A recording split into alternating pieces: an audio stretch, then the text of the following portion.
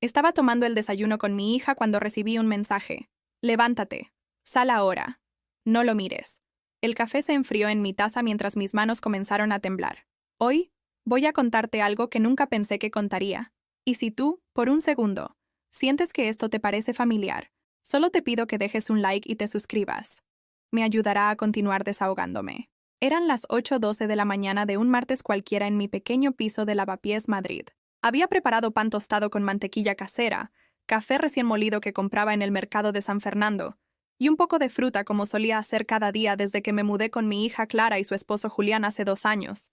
No porque quisiera vivir así, sino porque, tras mi operación de cadera y la venta forzosa del piso donde viví 27 años en Chamberí, no tenía a dónde más ir. Mi ropa era siempre la misma, una bata gastada de flores azules que había sido de mi madre, pantuflas que crujían contra el suelo de baldosas frías, y el pelo recogido en un moño que intentaba disimular las canas que ya no podía permitirme teñir. Vivía en la habitación más pequeña del piso, sin armario propio, durmiendo en una colchoneta que Clara había comprado en una tienda de segunda mano. Cada mañana me despertaba con la espalda entumecida y el corazón más pesado que el día anterior. Pero nunca me quejé, nunca dije una palabra, porque era mi hija, porque la crié sola después de que su padre nos abandonara cuando ella tenía apenas 3 años, porque renuncié a todo, a mis sueños de estudiar enfermería, a casarme con Roberto, quien me amaba de verdad, a tener una vida propia, para que ella tuviera una carrera universitaria, ropa decente y un futuro mejor que el mío. Durante 23 años trabajé limpiando oficinas en las Torres de Madrid. Salía de casa a las 5 de la madrugada y regresaba a las 9 de la noche, con las manos agrietadas por los productos químicos y las rodillas hinchadas de tanto arrodillarme para limpiar. Todo ese dinero, cada euro que conseguía trabajando los fines de semana en casas particulares, se lo di a ella. Para sus libros de medicina, para su ropa de marca, para los viajes de estudio que decía necesitar. Esa mañana, algo en el aire del pequeño comedor estaba diferente.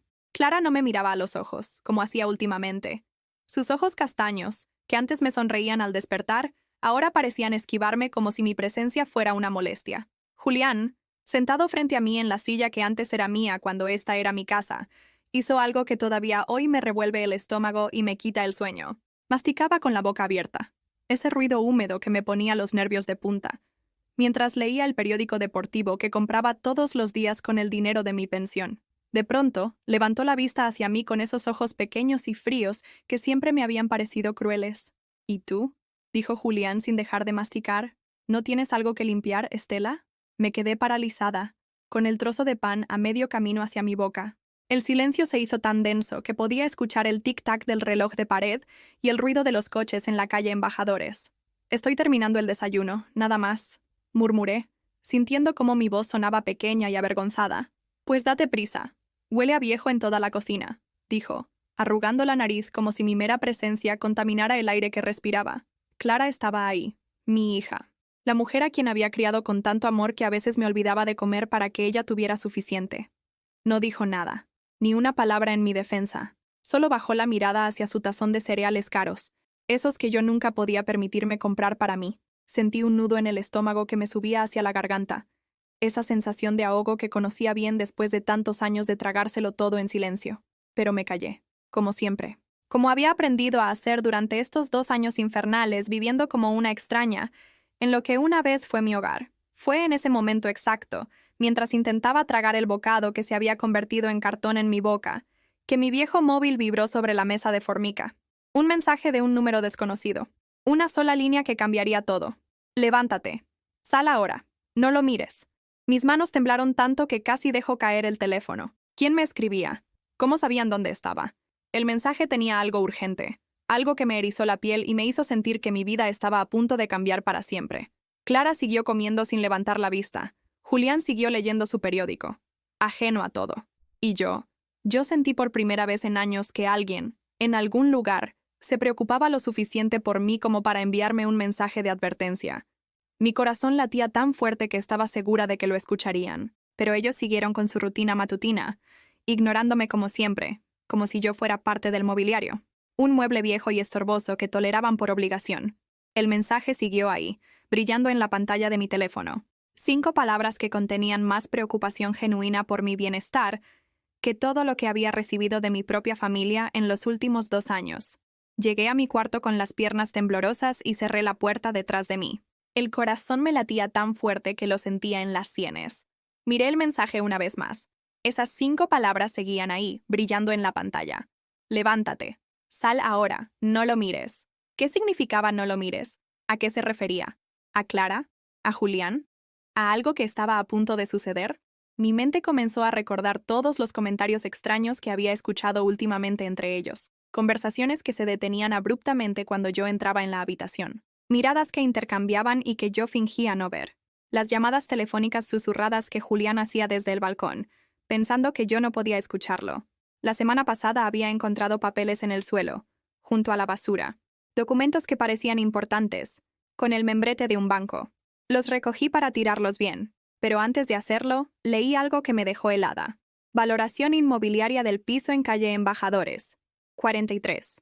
Mi dirección. Este piso que había comprado con los ahorros de toda mi vida, que había puesto a nombre de Clara para facilitar los trámites cuando me operaron de la cadera. Esa noche, cuando les pregunté por qué habían pedido una valoración, Clara me miró con esos ojos fríos que cada vez me resultaban más desconocidos.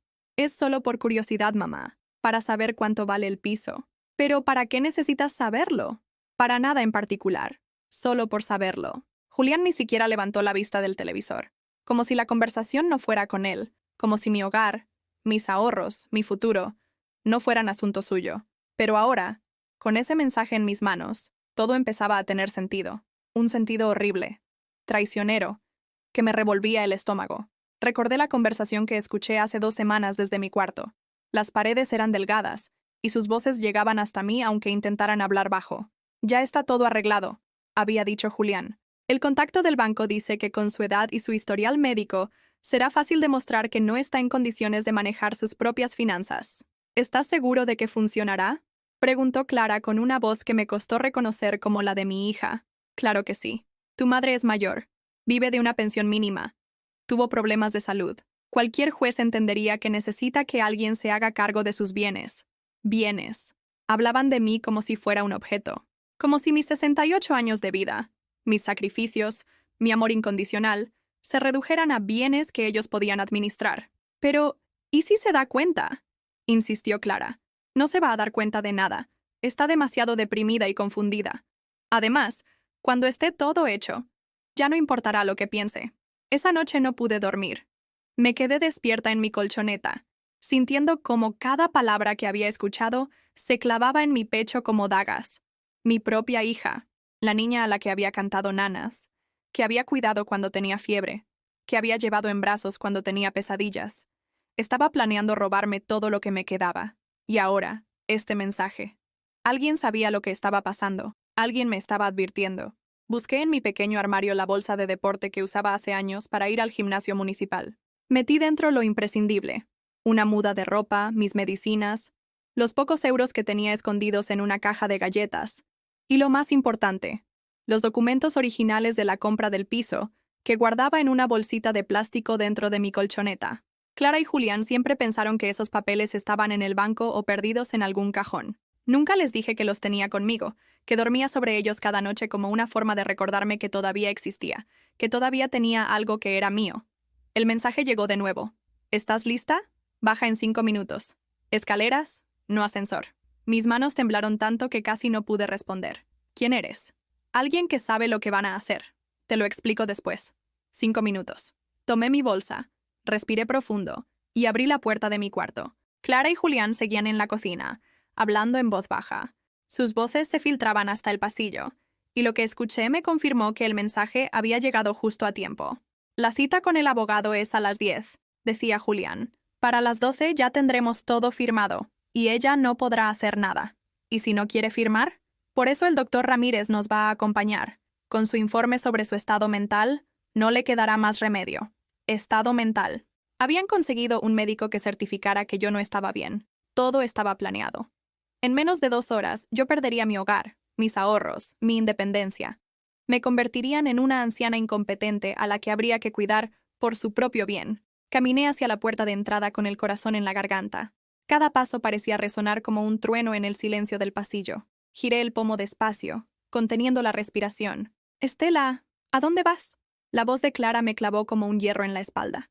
Me quedé petrificada con la puerta medio abierta y la bolsa en la mano. Solo voy a comprar el pan. Mentí, sin darme la vuelta. Acabas de desayunar. ¿Para qué necesitas más pan? Su tono había cambiado. Ya no era despectivo como el de Julián. Era suspicaz, peligroso. Es que se me olvidó comprar para mañana. Los pasos de Clara se acercaron por el pasillo. Podía sentir su presencia detrás de mí, como una sombra fría. ¿Y para qué llevas esa bolsa? El tiempo se detuvo. Todo mi futuro dependía de lo que dijera en los próximos segundos. Es que tengo que llevar unas cosas al contenedor de ropa usada. Mentí, intentando que mi voz sonara natural. Está en la plaza de lavapiés. Clara se acercó más. Podía oler su perfume caro, ese que se compraba con mi pensión, mezclándose con el aroma del café que aún flotaba en el aire. ¿Qué cosas? Ropa vieja mía. Ya sabes que no tengo mucho espacio en mi cuarto. La mentira salió de mis labios con una facilidad que me sorprendió. Quizás después de tantos años tragándome humillaciones, había aprendido a protegerme de la única manera que podía. Clara extendió la mano hacia mi bolsa. Mi corazón se detuvo. Déjame ver qué llevas. Clara, por favor, son solo trapos viejos. Entonces no te importará que los vea, ¿verdad? Sus dedos rozaron la cremallera de mi bolsa. Dentro estaban mis documentos, mis medicinas, los únicos euros que me quedaban, todo lo que me permitiría sobrevivir fuera de esta casa que se había convertido en mi prisión. En ese momento, como un milagro, el teléfono de Julián sonó desde la cocina. Su tono de llamada, esa canción reggaetón que me ponía los nervios de punta, resonó por todo el piso. ¡Clara! ¡Es Ramírez!, gritó Julián. Clara dudó un segundo. Sus dedos se detuvieron sobre la cremallera. Ve, le dije con la voz más tranquila que pude encontrar. Yo solo voy un momento y vuelvo. Ella me miró con esos ojos que ya no reconocía como los de la niña que había criado. Había algo frío en ellos, calculador, que me erizaba la piel. No tardes, me dijo finalmente. Tenemos que hablar de algunas cosas cuando vuelvas. Asentí y salí por la puerta antes de que pudiera cambiar de opinión. Mis piernas temblaban tanto que tuve que apoyarme en la pared del pasillo para no caerme. Las escaleras del edificio nunca me habían parecido tan largas. Cada escalón era una pequeña eternidad mientras escuchaba mi propia respiración entrecortada. Cuando llegué al portal, un coche gris estaba esperando con el motor encendido. Las ventanas estaban tintadas, así que no podía ver quién conducía. Por un momento dudé. ¿Y si esto era una trampa? ¿Y si era algo peor de lo que estaba viviendo en casa? La puerta del copiloto se abrió desde dentro. «Sube, Estela, rápido». Era una voz de mujer, mayor, con acento madrileño. Algo en su tono me transmitió una calma que no había sentido en meses. Subí al coche. La conductora era una mujer de unos 60 años, pelo canoso recogido en una coleta, vestida con ropa sencilla pero limpia. Sus manos sobre el volante estaban tan marcadas por la vida como las mías, con esas manchas de la edad que aparecen cuando una ha trabajado demasiado y descansado demasiado poco. «Soy Mercedes», me dijo mientras arrancaba el coche. «Fui enfermera en el Hospital de la Paz durante 30 años. Ahora trabajo con la Asociación de Mayores de Chamberí. ¿Cómo sabías que...? Tu vecina de abajo, la señora Carmen, nos llamó. Ha estado escuchando las discusiones, las cosas que te dicen. Ayer oyó a tu yerno hablando por teléfono sobre los papeles que iban a hacerte firmar hoy. Carmen, la mujer del segundo piso que siempre me saludaba con una sonrisa cuando nos cruzábamos en el ascensor. La única persona en el edificio que seguía preguntándome cómo estaba cuando me veía. Nunca pensé que había notado mi sufrimiento. Nos ha pasado a muchas», continuó Mercedes mientras conducía por las calles estrechas de Lavapiés. «Hijos que ven a sus madres como una carga o como una oportunidad. El abuso económico a personas mayores es más común de lo que la gente cree». Las lágrimas comenzaron a rodar por mis mejillas. No de tristeza, sino de alivio. Por primera vez en años, alguien entendía por lo que estaba pasando. Alguien no me decía que seguramente era un malentendido o que las familias siempre tienen problemas. «¿A dónde vamos?», pregunté. «A un lugar seguro. Un piso de acogida para mujeres mayores en situación de vulnerabilidad, temporal, hasta que podamos ayudarte a recuperar lo que es tuyo». Mientras el coche avanzaba por las calles de Madrid, Mercedes me contó historias que me sonaban dolorosamente familiares. Mujeres que habían criado a sus hijos solas, que habían trabajado toda la vida, que habían ahorrado cada euro pensando en el futuro, solo para descubrir que sus propios hijos las veían como un obstáculo para su felicidad. Está María José, que lleva 3 años con nosotras. Su hijo la convenció de vender su casa para invertir el dinero, y después la echó de su casa porque ya no la necesitaba. Está Pilar, que descubrió que su hija había estado cobrando su pensión durante 2 años sin darle ni un euro. Y está Amparo, que Para, le dije. Por favor, para un momento. Mercedes detuvo el coche en una calle tranquila cerca del Retiro. Yo necesitaba aire, necesitaba procesar lo que estaba pasando. No estoy loca, murmuré. No me lo estoy imaginando. No, cielo, no estás loca. Lo que te están haciendo es abuso. Y es ilegal. Saqué mi teléfono. Tenía 14 llamadas perdidas de Clara y 6 mensajes. Mamá, ¿dónde estás? Estamos preocupados. Vuelve a casa, por favor. Mamá, contesta. Si no vuelves en 1 hora, llamamos a la policía. Estás comportándote de forma muy extraña. Esto confirma que necesitas ayuda. Leí los mensajes en voz alta. Mercedes negó con la cabeza. ¿Ves cómo intentan manipularte incluso ahora? Primero te dicen que están preocupados, después te amenazan, y finalmente te culpan a ti de su comportamiento. Tenía razón. Incluso en los mensajes podía ver el patrón que había dominado mi vida durante años. La falsa preocupación, las amenazas veladas, la inversión de la culpa. ¿Qué va a pasar ahora? Pregunté. Ahora vas a vivir en paz mientras nosotras nos encargamos de proteger tus derechos. Vas a dormir en una cama cómoda, vas a comer sin que nadie te haga sentir culpable, y vas a recordar quién eras antes de que te convencieran de que no valías nada. Llegamos a un edificio de ladrillos rojos en la calle Príncipe de Vergara. No era lujoso, pero se veía limpio y acogedor. En la entrada había un pequeño jardín con flores que alguien cuidaba con amor. Este es nuestro refugio, me explicó Mercedes. Aquí viven 8 mujeres temporalmente. Todas han pasado por situaciones similares a la tuya. Te van a entender sin que tengas que explicar nada. Cuando entramos, el olor a comida casera me golpeó como un abrazo. Hacía tanto tiempo que no olía algo cocinado con cariño en lugar de obligación. Una mujer de mi edad se acercó con una sonrisa genuina. Tú debes ser Estela. Soy Concha. Bienvenida a casa. Casa. La palabra resonó en mi pecho de una manera que no había sentido en años. Concha me enseñó mi habitación. Pequeña pero limpia, con una cama de verdad, un armario para mi ropa y una ventana que daba al jardín. En la mesita de noche había un jarrón pequeño con una rosa fresca. La rosa la pone Carmen cada día, me explicó Concha. Era florista antes de jubilarse. Dice que todas merecemos despertar con algo bonito. Esa noche, por primera vez en 2 años, me acosté en una cama cómoda. Las sábanas olían a suavizante y estaban limpias. No había voces discutiendo en la habitación de al lado. No había televisión a todo volumen hasta las 2 de la madrugada. No había miedo de que alguien entrara a gritarme por algo que había hecho mal. Antes de dormir, miré mi teléfono una última vez. Clara había enviado un mensaje más. Mamá, si no vuelves mañana, tendremos que tomar medidas. Es por tu propio bien, por mi propio bien. Las mismas palabras que había usado Julián cuando hablaba de declararme incompetente. Las mismas palabras que usaban todos los abusadores para justificar sus actos. Apagué el teléfono y lo guardé en el cajón de la mesita. Por primera vez en años no iba a dormir con miedo. No iba a despertar preguntándome qué habría hecho mal para merecer el desprecio de las personas que se suponía que me amaban. Desperté con las mejillas húmedas, pero esta vez no de tristeza. Era como si mi madre hubiera venido a recordarme quién era yo antes de que la vida me convenciera de lo contrario. Al día siguiente, mientras desayunaba con las otras mujeres en el comedor común, Mercedes llegó con una carpeta llena de papeles y una expresión seria que me heló la sangre. Estela, tenemos que hablar. Clara y Julián han estado muy ocupados desde ayer.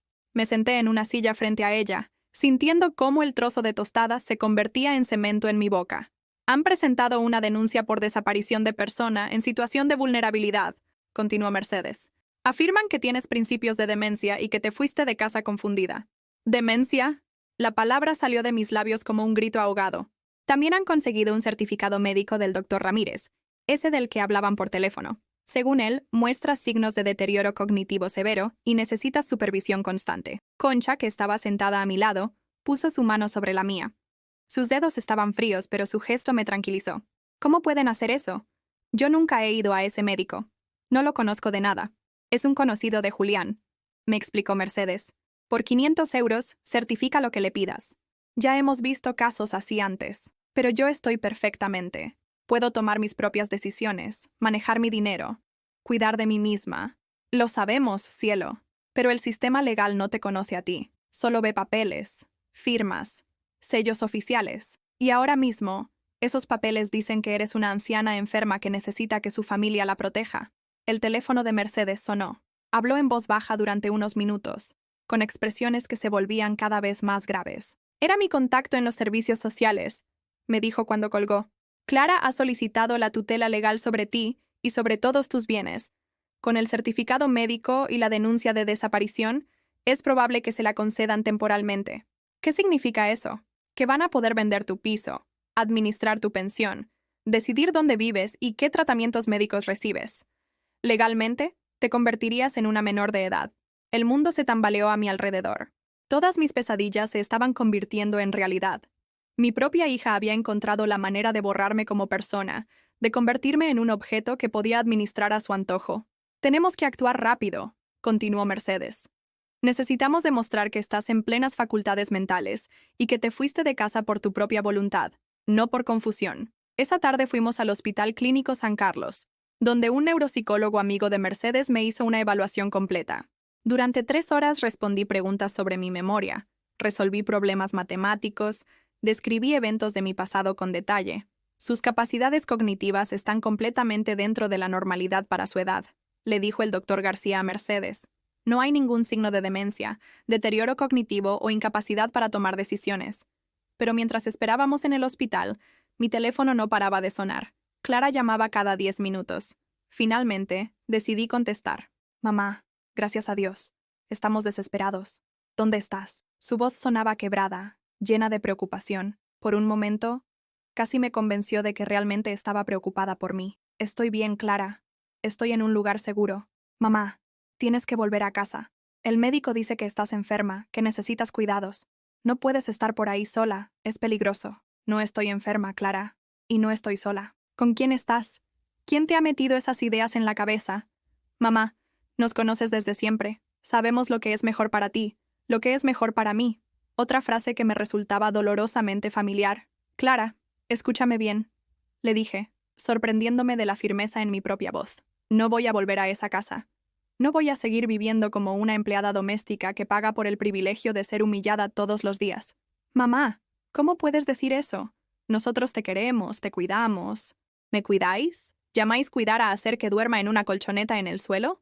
¿A usar mi pensión para vuestros caprichos mientras yo no puedo ni ir al dentista? ¿A tratarme como si fuera un estorbo en mi propia casa? El silencio al otro lado del teléfono fue largo y frío.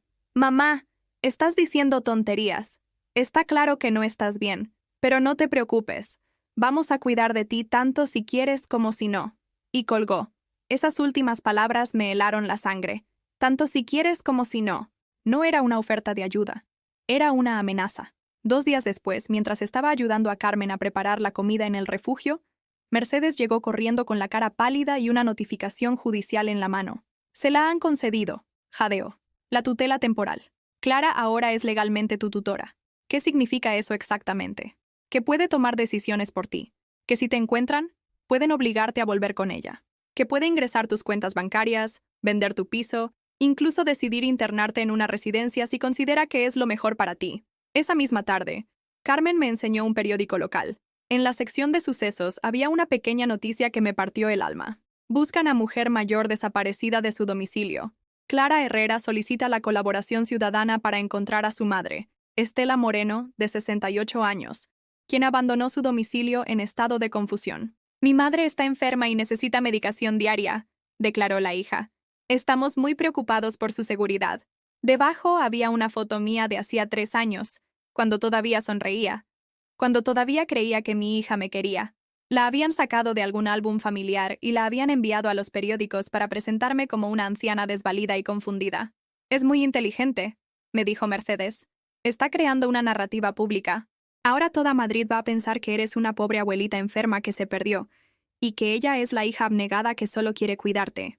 Esa noche, en mi cama del refugio, lloré hasta quedarme sin lágrimas. No podía volver a mi casa, porque ya no era mi casa. No podía acceder a mi dinero, porque ya no era mi dinero. No podía ni siquiera caminar por las calles de mi propio barrio, sin el riesgo de que alguien me reconociera y llamara a Clara para devolverme, como si fuera un objeto extraviado. Mi propia hija había conseguido algo que ni la pobreza, ni la viudedad, ni la enfermedad habían logrado: borrar mi existencia como persona independiente. Al día siguiente, Mercedes trajo noticias aún peores. Habían empezado los trámites para vender mi piso. ¿Pero cómo pueden hacer eso tan rápido?, pregunté. Con la tutela, Clara tiene poderes legales sobre tus bienes, y está claro que tenían todo preparado desde hace tiempo. Ya habían contactado con una inmobiliaria, ya tenían la valoración hecha, Ya habían hablado con compradores. ¿Y el dinero de la venta? Oficialmente irá a una cuenta que ella administrará para tu cuidado. En realidad, puede gastárselo en lo que quiera mientras presente facturas que justifiquen que es para tu bienestar. Concha, que había estado escuchando toda la conversación, se acercó y me abrazó. A mí me pasó lo mismo hace 3 años. Me susurró. Mi hijo vendió mi casa. Se gastó todo el dinero en un coche de lujo y unas vacaciones en las Maldivas, y después me dijo que no podía mantenerme porque los tiempos estaban difíciles. ¿Y qué hiciste? Lo que estás haciendo tú ahora. Resistir. Luchar. Demostrar que seguía siendo una persona con derechos. ¿Y lo conseguiste? Concha sonrió, pero era una sonrisa triste, llena de batallas ganadas y perdidas. Conseguí recuperar mi dignidad. El dinero ya no existe. Mi casa ya no es mía. Pero yo sigo siendo yo. Y eso es lo que más miedo les da a gente como tu hija y como mi hijo. Que descubramos que podemos vivir sin ellos, que podemos ser felices sin su cuidado. Esa noche, antes de dormir, escribí en un cuaderno que Carmen me había regalado. Me llamo Estela Moreno. Tengo 68 años. No estoy loca. No estoy enferma. No necesito que nadie tome decisiones por mí. Trabajé durante 23 años para comprar mi casa. Crié a mi hija sola, con amor y sacrificio. No merezco lo que me está pasando. Y aunque ahora parezca que lo he perdido todo, no voy a dejar que me quiten lo único que realmente me pertenece, la certeza de que soy una persona valiosa. Eran solo palabras en un papel, pero por primera vez en años, sentí que estaba recuperando mi voz. 3 semanas después de haber escrito esas líneas, Mercedes llegó al refugio con una sonrisa que no había visto en su cara desde que nos conocimos. Traía un sobre marrón en las manos y caminaba con una energía que me contagió inmediatamente. «Estela, tengo noticias», me dijo, sentándose a mi lado en el pequeño jardín donde solía pasar las tardes leyendo libros que hacía años no podía permitirme comprar. «¿Buenas o malas?», pregunté preparándome para otro golpe. «Muy buenas. Resulta que el doctor Ramírez, ese que firmó tu certificado de demencia, no está tan limpio como creía». Abrió el sobre y sacó varios documentos. Uno de ellos era una denuncia oficial. 3 familias más han presentado quejas contra él por certificados médicos falsos. La policía está investigando una red de estafas a personas mayores, y tu caso es ahora parte de la investigación. Sentí algo extraño en el pecho, como si una piedra pesada que llevaba meses cargando hubiera empezado a disolverse. ¿Y eso qué significa? Significa que el certificado que usó Clara para conseguir la tutela es fraudulento, un delito. Y cuando se demuestre eso, la tutela será revocada automáticamente. Por primera vez desde que salí de casa de Clara, me atreví a sentir algo parecido a la esperanza. Pero eso no es todo, continuó Mercedes. ¿Recuerdas a Carmen, tu vecina? La que nos avisó de lo que estaba pasando. Asentí. Carmen, la mujer del segundo piso que había salvado mi vida sin que yo lo supiera. Ha estado grabando las conversaciones de Clara y Julián desde su balcón. Resulta que cuando hablan por teléfono en el suyo, ella puede escuchar todo desde su cocina. Y lo que ha grabado... Mercedes sacó un reproductor pequeño y pulsó el botón de reproducción. La voz de Clara llenó el aire del jardín, pero no era la Clara que yo conocía. Era alguien frío, calculador, despiadado. Ya está todo vendido, 280.000 euros limpios. Con el certificado del doctor, mamá no puede hacer nada legal contra nosotros. La voz de Julián respondió. ¿Y si se presenta? ¿Si alguien la ayuda a denunciar? Imposible. Legalmente es incapaz. Sus palabras no valen nada ante un juez. Además, ¿quién la va a creer? Es una vieja sin recursos, sin estudios, sin contactos. Nosotros tenemos papeles. Tenemos un médico que certifica su estado. Es su palabra contra la ley. Tuve que pedirle a Mercedes que parara la grabación. Escuchar a mi propia hija hablando de mí como si fuera un obstáculo que habían logrado eliminar me revolvió el estómago. Hay más, me dijo Mercedes con suavidad. Mucho más. Conversaciones donde planean gastarse tu dinero, donde se ríen de lo fácil que fue convencerte de firmar papeles, donde hablan de ingresarte en la residencia más barata que encuentren cuando ya no sirvas ni para limpiar. Para, le dije. No puedo escuchar más. Lo sé, cielo. Pero necesitas saber hasta dónde llegaron, para entender hasta dónde podemos llegar nosotras, para devolverte lo que es tuyo. Esa misma tarde, Mercedes me llevó al despacho de una abogada especializada en estafas familiares. Se llamaba Laura Vázquez. Tenía unos 40 años, y cuando me estreché su mano, sentí una fuerza que me recordó a mi madre. Estela, lo que le han hecho es un delito grave, me dijo después de revisar todos los documentos. Falsificación de documentos médicos, estafa, apropiación indebida, Coacciones. Podemos recuperar su dinero, anular la tutela y conseguir que paguen por lo que han hecho. ¿En serio? Pregunté, todavía sin poder creerlo. En serio. Pero necesito que entienda una cosa. Esto va a ser duro. Van a intentar desacreditarla. Van a decir que está confundida, que las personas que la ayudan la han manipulado. Van a usar cada momento de debilidad que haya tenido en los últimos años para pintar un retrato de una mujer incapaz. Estoy lista, le dije. Y por primera vez en años, lo creí de verdad. Hay algo más que debes saber. Con las grabaciones de Carmen y la investigación del doctor Ramírez, es muy probable que Clara y Julián enfrenten cargos penales. Prisión, multas, antecedentes. Su hija podría ir a la cárcel. Esas palabras me golpearon como un puño en el estómago. Por mucho que Clara me hubiera hecho daño, seguía siendo la niña que había criado, la que había tenido fiebre en mis brazos, la que había llorado en mi regazo cuando le rompieron el corazón por primera vez. No quiero que vaya a la cárcel, murmuré. Solo quiero recuperar mi vida. Lo entiendo, me dijo Laura. Pero algunas decisiones ya no están en sus manos. Cuando hay delitos de por medio, la justicia actúa independientemente de lo que las víctimas prefieran. Esa noche, en el refugio, no pude dormir. Caminé por los pasillos silenciosos, pensando en todo lo que había pasado. En algún lugar de Madrid, Clara estaba durmiendo en una cama comprada con mi dinero, en una casa pagada con la venta de mi hogar, planeando quizás cómo gastar el resto de mis ahorros. Pero por primera vez en meses, yo no estaba asustada. Estaba furiosa. A la mañana siguiente, llamé a Laura. Quiero demandarlos, le dije. Quiero recuperar cada euro que me robaron. Quiero que se sepa públicamente lo que hicieron. Y quiero que enfrenten las consecuencias de sus actos. ¿Estás segura?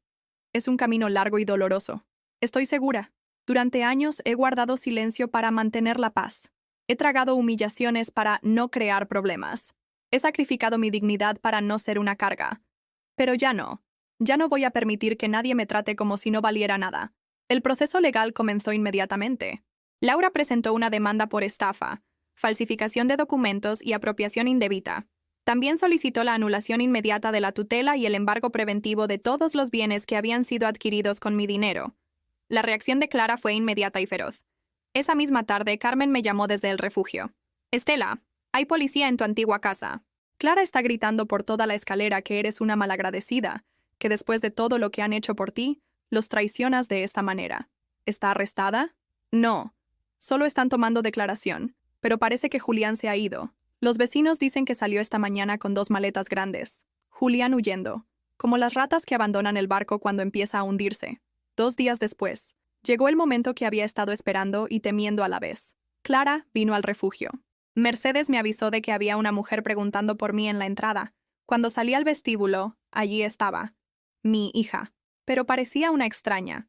Estaba más delgada, con ojeras profundas, vestida con ropa cara que reconocí como comprada con mi pensión. Sus ojos, que una vez me habían mirado con amor, ahora ardían de rabia.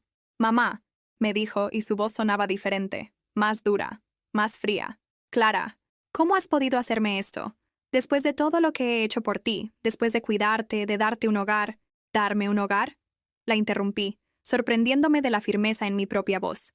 Era mi hogar, Clara, comprado con mi dinero, mantenido con mi pensión, mientras yo dormía en el suelo de la habitación más pequeña. «Eres mi madre. Se suponía que tenías que cuidarme». Y lo hice. Durante 25 años lo hice. Trabajé hasta destruirme la espalda para darte una carrera que nunca usaste. Renuncié a mi propia felicidad para que tú tuvieras la tuya, pero eso no te daba derecho a robarme lo único que me quedaba. Clara comenzó a llorar, pero no eran lágrimas de arrepentimiento. Eran lágrimas de rabia, de frustración de alguien que había visto su plan perfecto desmoronarse. «No te robé nada. Solo estaba cuidando de ti porque estás enferma». «No estoy enferma, Clara. Y lo sabes». «Sí lo estás. El doctor lo certificó. Un doctor que nunca me vio. Que falsificó documentos a cambio de dinero. Todo el mundo lo sabe ya, Clara. Todo el mundo sabe lo que hicisteis». Se quedó en silencio durante un largo momento. Cuando volvió a hablar, ya no quedaba ni rastro de la hija que yo recordaba. «Me das asco», me dijo. «Siempre has sido egoísta. Siempre has pensado solo en ti». Y se fue, sin mirar atrás, sin una disculpa, sin el más mínimo reconocimiento del daño que me había hecho. Pero por primera vez, verla irse no me dolió. Me liberó. 6 meses después, estaba sentada en la sala de un juzgado de Madrid, vestida con un traje azul marino que me había comprado Carmen con mis primeros euros recuperados. Era la primera vez en años que llevaba ropa nueva. Ropa elegida por mí. Ropa que me hacía sentir digna. El juez Martínez, un hombre mayor de pelo gris y ojos cansados que parecía haber visto demasiadas tragedias familiares, revisaba la montaña de documentos que Laura había presentado como pruebas. Las grabaciones de Carmen, los informes sobre el doctor Ramírez, las transferencias bancarias, todo estaba ahí, ordenado, irrefutable. Clara estaba sentada al otro lado de la sala con un abogado de oficio que claramente prefería estar en cualquier otro lugar. Había adelgazado mucho más. Su pelo estaba sin cuidar. Y llevaba la misma ropa que había usado en las 2 audiencias anteriores. El dinero robado se había evaporado más rápido de lo que esperaba. Julián no estaba. Había desaparecido completamente después de vaciarse la cuenta bancaria, donde tenían depositado el dinero de la venta de mi casa. La policía lo buscaba por toda España, pero él había demostrado ser tan cobarde para enfrentar las consecuencias como había sido para cometer los delitos. «Señora Moreno», me dijo el juez, «después de revisar toda la documentación presentada y escuchar los testimonios, este tribunal ha llegado a una conclusión clara e inequívoca». Mi corazón latía tan fuerte que estaba segura de que toda la sala podía escucharlo. Los certificados médicos presentados para justificar su supuesta incapacidad son falsos. El doctor Ramírez ha confesado haber falsificado documentos a cambio de dinero, y su evaluación neuropsicológica actual demuestra que usted está en plenas facultades mentales. Miré a Clara. Tenía los ojos fijos en sus manos, como si no quisiera enfrentar la realidad de lo que estaba ocurriendo. Por tanto, la tutela otorgada a su hija es nula y sin efecto. Usted recupera inmediatamente todos sus derechos legales y la capacidad de administrar sus propios bienes. Las primeras lágrimas comenzaron a rodar por mis mejillas, pero esta vez no eran de tristeza. Además, continuó el juez, este tribunal ordena la devolución inmediata de los 280.000 euros procedentes de la venta fraudulenta de su vivienda, más los intereses correspondientes y una indemnización por daños morales de 50.000 euros adicionales. Clara levantó la cabeza bruscamente. Sus ojos se encontraron con los míos por primera vez en meses, y en ellos vi algo que me sorprendió. No arrepentimiento, sino resentimiento, como si yo fuera la culpable de su situación. Sin embargo, añadió el juez mirando directamente a Clara, los cargos penales son competencia de otra jurisdicción. La señorita Herrera enfrentará un juicio penal separado por estafa, falsificación de documentos y apropiación indebida. El abogado de Clara pidió la palabra. Su señoría, mi cliente alega que actuó creyendo genuinamente que su madre necesitaba protección. No hubo intención delictiva. Letrado, respondió el juez con una dureza que me sobresaltó. Las grabaciones presentadas como prueba demuestran claramente que su clienta era consciente de que los documentos médicos eran falsos y de que estaba apropiándose fraudulentamente de bienes ajenos. Su cliente no solo cometió delitos, sino que lo hizo de manera premeditada y contra la persona que más confianza había depositado en ella. Cuando salimos del juzgado, Laura me abrazó con fuerza. «Lo conseguimos, Estela. Lo conseguimos». Pero yo me sentía extrañamente vacía. Había ganado, sí. Había recuperado mi dinero, mi dignidad legal, mi derecho a existir como persona independiente. Pero había perdido algo que nunca podría recuperar. La ilusión de que mi hija me amaba. Clara me esperaba en las escaleras del juzgado. Su abogado se había ido, y ella estaba sola, con una expresión que no sabía si interpretar como desesperación o rabia. «Mamá», me dijo cuando me acerqué. «Clara, ¿estás contenta? ¿Esto es lo que querías?» La pregunta me golpeó como una bofetada. Después de todo lo que había pasado, después de todo lo que me había hecho, todavía era capaz de presentarse como la víctima. «Lo que yo quería era que me respetaras», le respondí. «Lo que quería era seguir siendo tu madre, no tu empleada doméstica. Lo que quería era envejecer con dignidad en mi propia casa, no mendigar un rincón en lo que había sido mi hogar. Yo te respetaba. ¿De verdad? ¿Llamabas respeto a hacer que durmiera en el suelo? ¿A usar mi pensión para tus caprichos? ¿A permitir que tu marido me tratara como basura en mi propia casa?» Clara se quedó callada. Por primera vez desde que era pequeña, no tenía una respuesta. «¿Sabes lo que más me duele, Clara?», continué. «No es el dinero que me robaste, no es haber perdido mi casa. Es descubrir que la hija que crié con tanto amor era capaz de verme como un objeto que se podía usar y desechar. Yo nunca quise». «Sí que quisiste. Lo planeasteis durante meses. Falsificasteis documentos médicos. Manipulasteis el sistema legal. Me hicisteis creer que estaba loca. Todo eso no pasa por casualidad, Clara. Se planifica». Ella comenzó a llorar. pero esta vez sus lágrimas parecían genuinas. No sabía que te dolía tanto, murmuró. Pensé que era lo normal, que las madres siempre cuidaban de sus hijos. Cuidar de los hijos no significa que los hijos puedan destruir a sus madres, le dije. Yo te di todo lo que tenía, Clara, mi tiempo, mi dinero, mi vida entera, pero eso no te daba derecho a tomarme lo único que me quedaba, mi dignidad. ¿Puedes perdonarme? La pregunta quedó flotando en el aire entre nosotras. Durante un momento, vi en ella a la niña que había sido, la que me pedía perdón cuando rompía algo o se portaba mal, pero ya no era esa niña. Era una mujer adulta que había tomado decisiones adultas y tenía que enfrentar las consecuencias adultas. No lo sé, Clara, le dije con honestidad. Ahora mismo no lo sé. 2 semanas después, me mudé a un piso pequeño pero luminoso en el barrio de Malasaña. Con el dinero recuperado pude permitirme algo que nunca había tenido. Un hogar que era completamente mío, decorado según mis gustos, sin tener que pedirle permiso a nadie para cambiar un mueble de sitio o pintar una pared. La primera noche en mi nueva casa, me preparé una cena con calma. Salmón al horno, algo que no me había permitido comer en años porque era demasiado caro. Puse la mesa con mis platos nuevos, encendí una vela y me serví una copa del vino que había comprado para celebrar. Cuando me senté a comer, el silencio me envolvió como un abrazo. No era el silencio tenso de caminar en puntillas para no molestar a nadie. Era el silencio de la paz, del control sobre mi propia vida, de saber que podía comer lo que quisiera, cuando quisiera, sin que nadie me juzgara por ello. Mi teléfono sonó. Era un número desconocido. Por un momento pensé que podría ser Clara, pero cuando contesté, escuché una voz que no reconocí. ¿Estela Moreno? Sí, soy yo. Soy Patricia Ruiz, del programa Madrid Directo de Telemadrid. Hemos conocido su historia a través de los tribunales y nos gustaría invitarla a contar su experiencia. Creemos que podría ayudar a otras personas mayores que estén pasando por situaciones similares. ¿En televisión? Sí. Su caso ha tenido mucha repercusión.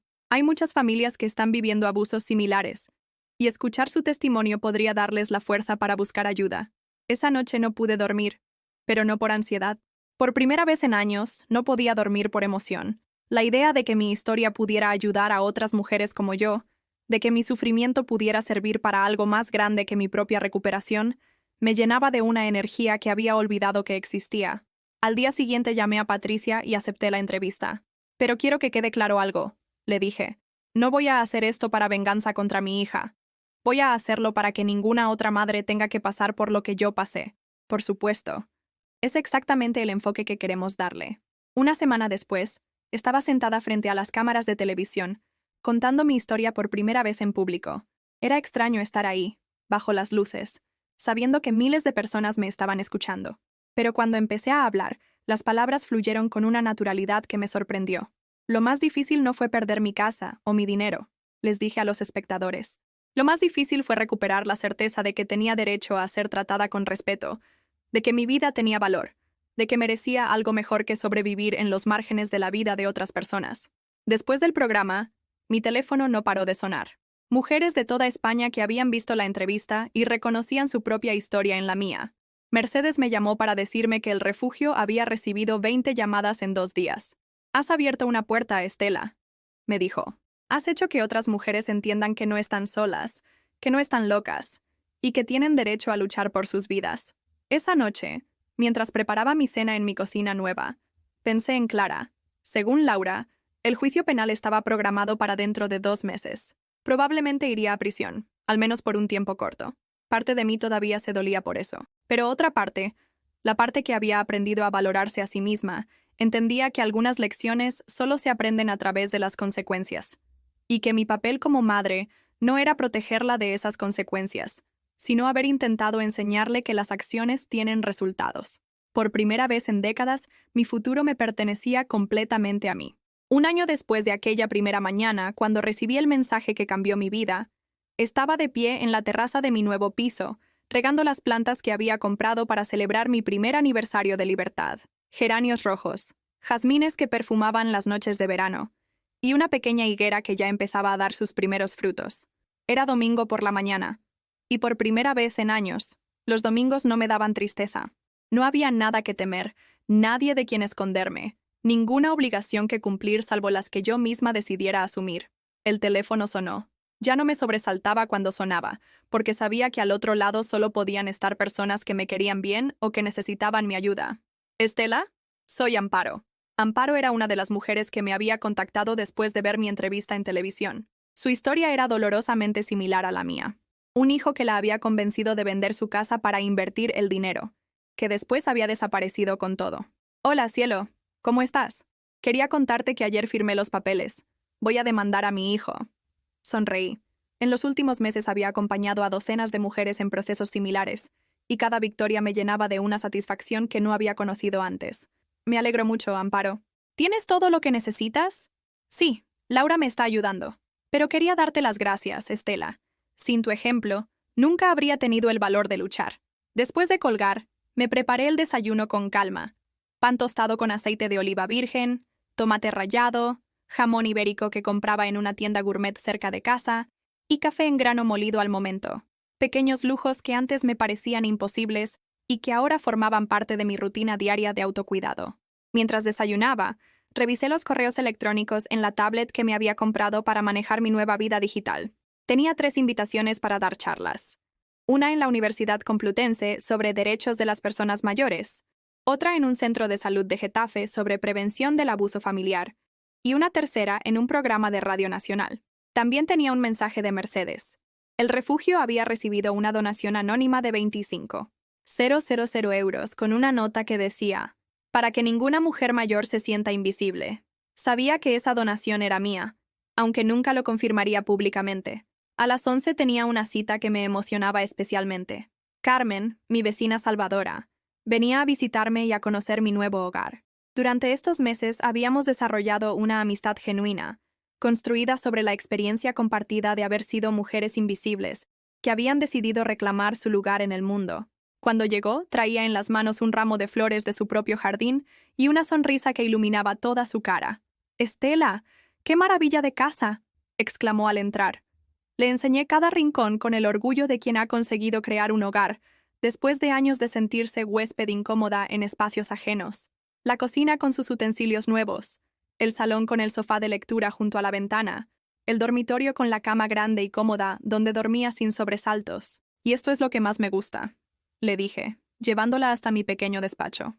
Era una habitación que había convertido en mi oficina personal. Tenía un escritorio de madera, una silla ergonómica, y las paredes cubiertas de cartas de agradecimiento de mujeres que habían encontrado el valor de cambiar sus vidas después de escuchar mi historia. «Aquí escribo», le expliqué. «Estoy trabajando en un libro sobre mi experiencia. El editor dice que puede ayudar a mucha gente». Carmen tomó una de las cartas de la pared y la leyó en voz alta. «Querida Estela, soy Rosa. Tengo 72 años y vivo en Sevilla. Después de escuchar su historia en la radio, decidí echar a mi hijo de mi casa. Llevaba 5 años viviendo de mi pensión, trayendo mujeres diferentes cada semana, y tratándome como si fuera su empleada doméstica. Ayer le dije que se fuera. Por primera vez en años, anoche cené en silencio y fue la cena más deliciosa de mi vida. Gracias por enseñarme que tengo derecho a la paz. ¿Ves?», le dije a Carmen. «Cada historia como la nuestra que se cuenta es una puerta que se abre para otra mujer». Esa tarde fuimos a caminar por el Retiro. Era algo que había empezado a hacer regularmente. Caminar sin prisa, sin destino fijo, simplemente disfrutando del hecho de que mi tiempo me pertenecía. Carmen me contó que había empezado clases de pintura en el centro de mayores de su barrio. «A los 74 años he descubierto que tengo talento para los paisajes», me dijo riendo. «¿Quién lo habría imaginado? ¿Y por qué no ibas a tenerlo?», le respondí. «Hemos pasado tantos años dedicadas a las necesidades de otros que nunca tuvimos tiempo de descubrir qué nos gustaba a nosotras». Era cierto. Desde que vivía sola, había descubierto cosas sobre mí misma que desconocía. Me gustaba la música clásica, especialmente los conciertos para piano de Rachmaninoff. Disfrutaba cocinando platos elaborados solo para mí. Tenía facilidad para escribir, algo que descubrí cuando empecé a redactar mi testimonio para los juicios. También había desarrollado nuevas amistades. Además de las mujeres del refugio y las que conocía a través de mi trabajo de divulgación, había hecho amigas en el barrio. La panadera que siempre me guardaba el mejor pan, la bibliotecaria que me recomendaba libros, la señora del estanco que me contaba las historias del barrio. Por primera vez en mi vida adulta, mis relaciones no estaban basadas en la necesidad o en la obligación, sino en el disfrute mutuo y el afecto genuino. Al atardecer, cuando Carmen se fue, Me quedé en la terraza viendo ponerse el sol sobre los tejados de Madrid. La ciudad se veía hermosa desde mi sexto piso, con sus luces empezando a encenderse y el tráfico aminorando después del ajetreo del día. Pensé en Clara. Había salido de prisión hace 3 meses, después de cumplir una condena de 8 meses por estafa. Según Laura, vivía ahora en un piso pequeño en las afueras, trabajaba en un supermercado, y se había separado oficialmente de Julián, quien seguía en paradero desconocido. No habíamos vuelto a hablar desde el día del juicio. A veces me preguntaba si llamarla, si intentar reconstruir algún tipo de relación, pero cada vez que lo pensaba, llegaba a la misma conclusión. No estaba lista, y quizás nunca lo estaría. El perdón era algo que había aprendido a entender de manera diferente durante este año. No era algo que le debía a ella por ser mi hija. Era algo que podía elegir darle o no, según cómo me sintiera, según si creía que era lo mejor para mi propio bienestar. De momento, estaba bien sin esa relación. Mi vida era plena sin ella. Esa noche, antes de acostarme, escribí en el diario que mantenía desde que me mudé al piso. Querido diario, hoy hace exactamente 1 año que salí de la casa de Clara con una bolsa de deportes y el corazón roto. Hoy tengo una casa propia, amigas verdaderas, un propósito que me llena de energía, y una paz interior que creía que había perdido para siempre. No soy la misma mujer que era hace 1 año. Soy mejor, soy más fuerte, soy más libre. Y lo mejor de todo, soy completamente mía. Al cerrar el diario, me di cuenta de algo que me hizo sonreír.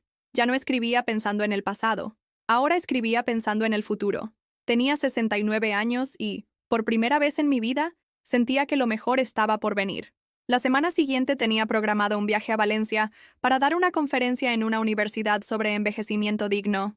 Después, Mercedes me había invitado a acompañarla a Barcelona, donde un grupo de psicólogos quería conocer nuestro modelo de refugio para replicarlo en Cataluña. También había empezado a planear algo que me emocionaba especialmente: un viaje a París en primavera. Siempre había soñado con ver la Torre Eiffel, caminar por los Campos Elíseos, sentarme en un café parisino a leer un libro mientras tomaba un café con leche.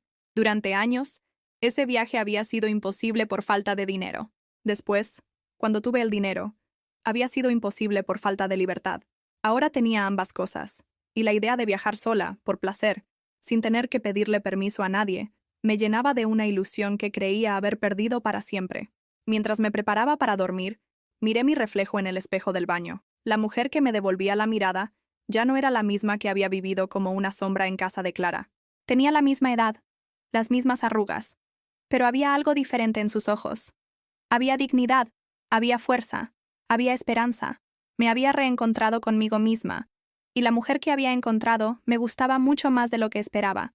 2 años después de aquella mañana que cambió mi vida para siempre, estoy aquí, sentada en mi terraza mientras el sol de abril calienta mi cara, y las flores de mi higuera empiezan a abrirse hacia la primavera. Tengo 70 años cumplidos hace una semana, y celebré mi cumpleaños como nunca antes había podido hacerlo, rodeada de personas que me eligieron por cariño, no por obligación. Mercedes trajo una tarta de chocolate casera. Carmen llegó con un ramo de rosas de su jardín. Las mujeres del refugio vinieron con canciones y abrazos genuinos. Laura, mi abogada que se había convertido en amiga, me regaló una primera edición de Mujeres que corren con lobos, el libro que había estado leyendo durante mi recuperación. Pero el regalo que más me emocionó fue uno que me hice a mí misma: las fotos de mi viaje a París del mes pasado. Allí estoy, sentada en un café de Montmartre, sonriendo a la cámara con una confianza que tardé 68 años en encontrar. Allí estoy, frente a la Torre Eiffel al atardecer, con los brazos abiertos como si estuviera abrazando al mundo entero. El viaje había sido todo lo que había soñado y más. Caminé por los Campos Elíseos sin prisa, visité el Louvre durante 3 días seguidos, y una tarde me senté en un banco junto al Sena a leer durante horas, simplemente porque podía. Nadie me esperaba en casa con exigencias. Nadie controlaba mis horarios. Nadie me hacía sentir culpable por gastar mi propio dinero en mi propia felicidad. En París había conocido a Margaret, una mujer inglesa de 75 años que viajaba sola por Europa después de enviudar.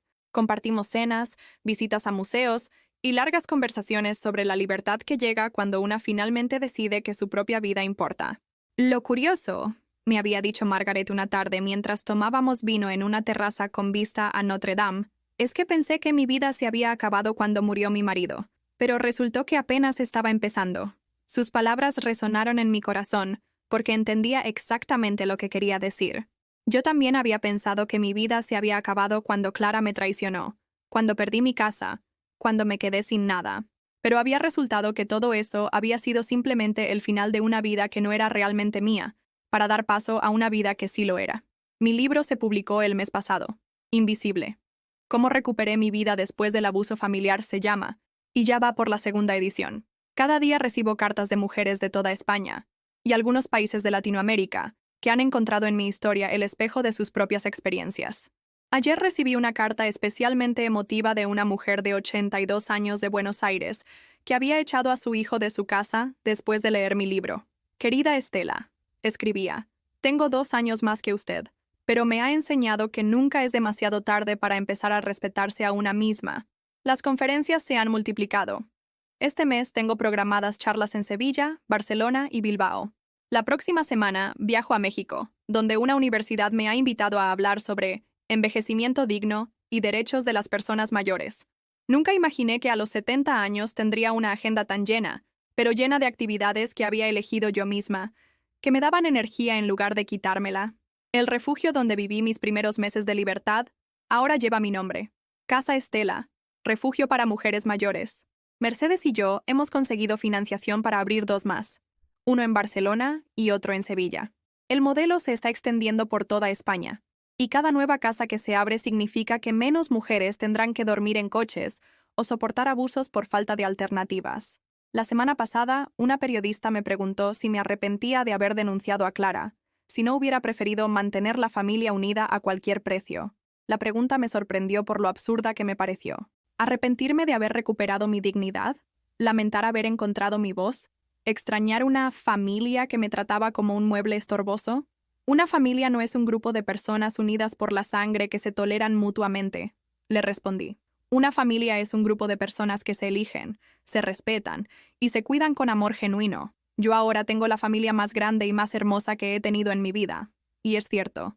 Mi familia ahora incluye a Mercedes, que me llama cada domingo para contarme las historias de las nuevas mujeres que llegan al refugio.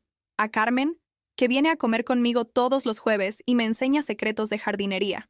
A Laura, que sigue siendo mi abogada, pero también mi confidente cuando necesito hablar de cosas difíciles. También incluye a las docenas de mujeres que han pasado por experiencias similares a la mía y que ahora forman una red de apoyo mutuo que se extiende por toda España. Nos escribimos, nos visitamos, nos acompañamos en los momentos difíciles y celebramos juntas cada pequeña victoria. Hace 6 meses, Clara intentó contactarme. Me envió una carta larga, escrita a mano, donde me pedía perdón y decía que había entendido lo mal que había actuado. La carta estaba llena de explicaciones sobre lo difícil que había sido su vida, sobre las presiones de Julián, sobre cómo no se había dado cuenta del daño que me estaba haciendo. Leí la carta 3 veces. La guardé en un cajón durante una semana. Finalmente, se la enseñé a Mercedes. ¿Qué sientes cuando la lees?, me preguntó. Tristeza, le dije después de pensarlo.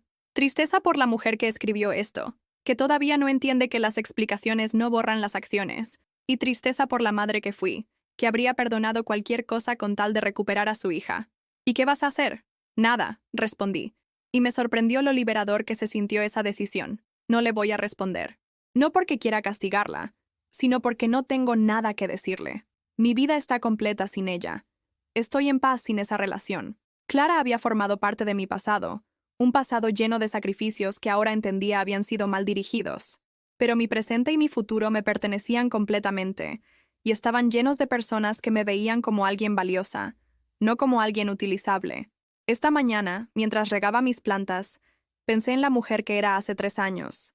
Esa mujer que dormía en una colchoneta en el suelo, que mendigaba respeto en su propia casa, que había olvidado por completo su propio valor. A veces me cuesta creer que fuéramos la misma persona. No porque me avergüence de haber sido esa mujer. Al contrario, esa mujer sobrevivió a todo lo que le hicieron. Esa mujer encontró la fuerza para salir de allí. Esa mujer tuvo la valentía de reconstruirse desde 0 a los 68 años.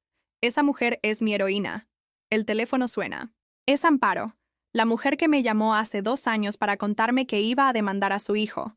Ahora es una de mis mejores amigas, y también se ha convertido en activista por los derechos de las personas mayores.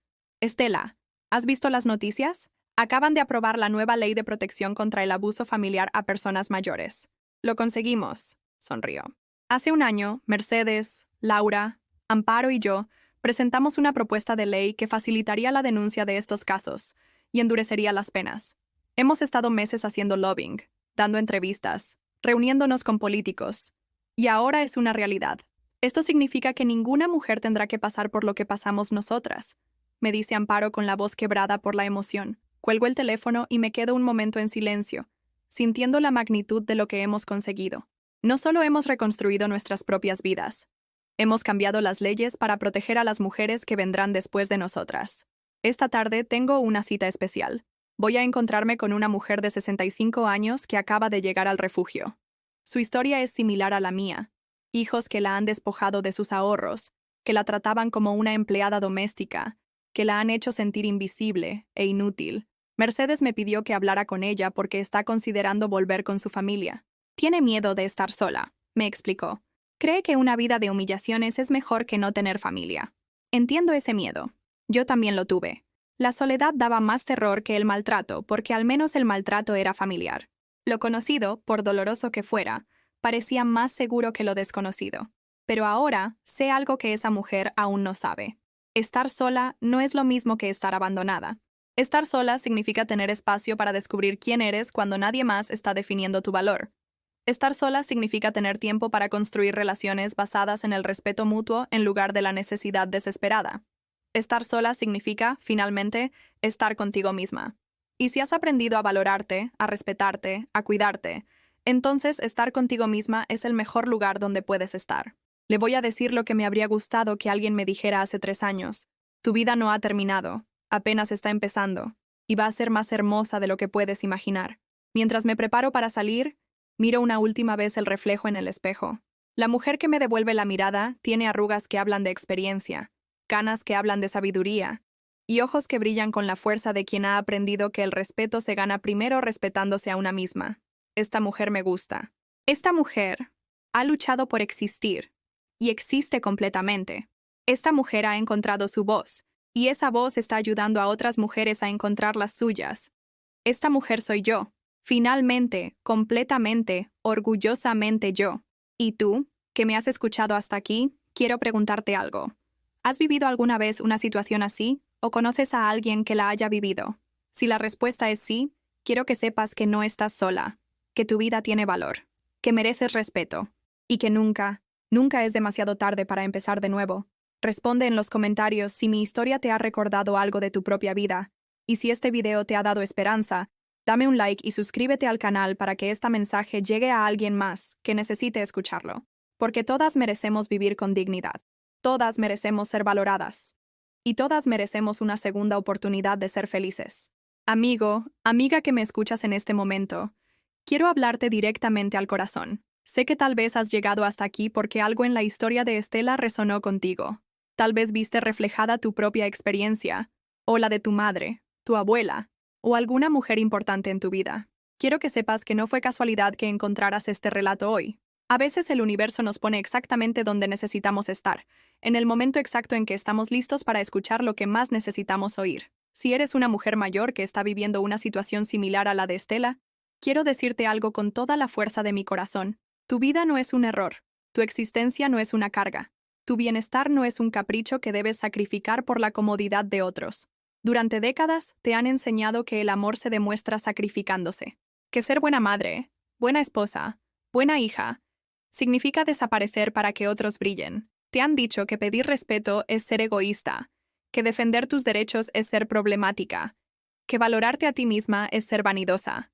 Pero eso es mentira, una mentira que han usado para mantenerte pequeña, invisible, controlable. La verdad es que una mujer que se respeta a sí misma enseña a otros cómo tratarla. La verdad es que el amor verdadero nunca requiere que te destruyas para que otros prosperen.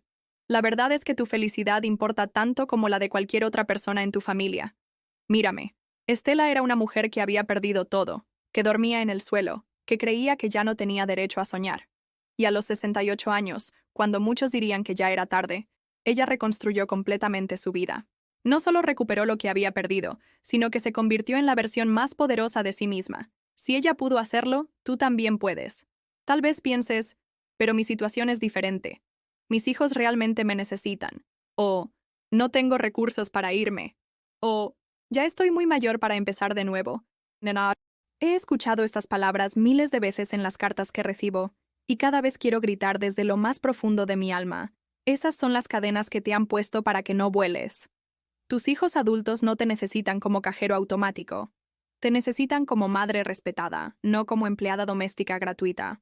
Si realmente te aman, van a querer verte feliz, no explotada. Los recursos se encuentran cuando decides que tu vida vale la pena. Hay organizaciones, refugios, programas de asistencia, leyes que te protegen. Hay gente buena en el mundo que quiere ayudarte. Solo tienes que dar el primer paso de pedir ayuda. Y sobre la edad, déjame contarte un secreto que he aprendido después de conocer a cientos de mujeres como Estela. La edad no es una limitación. Es sabiduría acumulada.